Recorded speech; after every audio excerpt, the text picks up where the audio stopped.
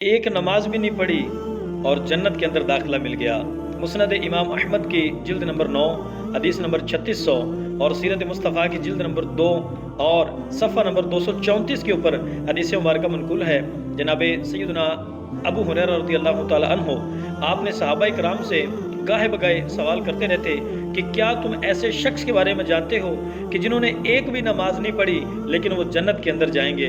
صحابہ کرام نے اپنے علم کے مطابق جواب دیا تو آخر میں جناب حضرت سیدنا ابو ہریرہ نے خود ہی جواب دیا اور آپ نے ارشاد فرمایا کہ حضرت صارم رضی اللہ تعالی عنہ آپ نے ایک بھی نماز نہیں پڑھی لیکن آپ جنت کے اندر جائیں گے۔ اللہ اکبر۔ حضرت صارم رضی اللہ تعالی عنہ نے ساری زندگی دین اسلام کے ساتھ مخالفت کی لیکن آخری وقت کے اندر آپ اللہ پر ایمان لے آئے، اللہ کے رسول پر ایمان لے آئے، آپ نے کتاب پر ایمان لے آئے، قرآن کریم کو آپ نے مان لیا اور آخری وقت کے اندر آپ ایک جنگ کے اندر شریک ہوئے اور اس جنگ کے اندر کفار کے ساتھ آپ جو ہے وہ جنگ کرتے ہوئے آپ شہید ہو گئے۔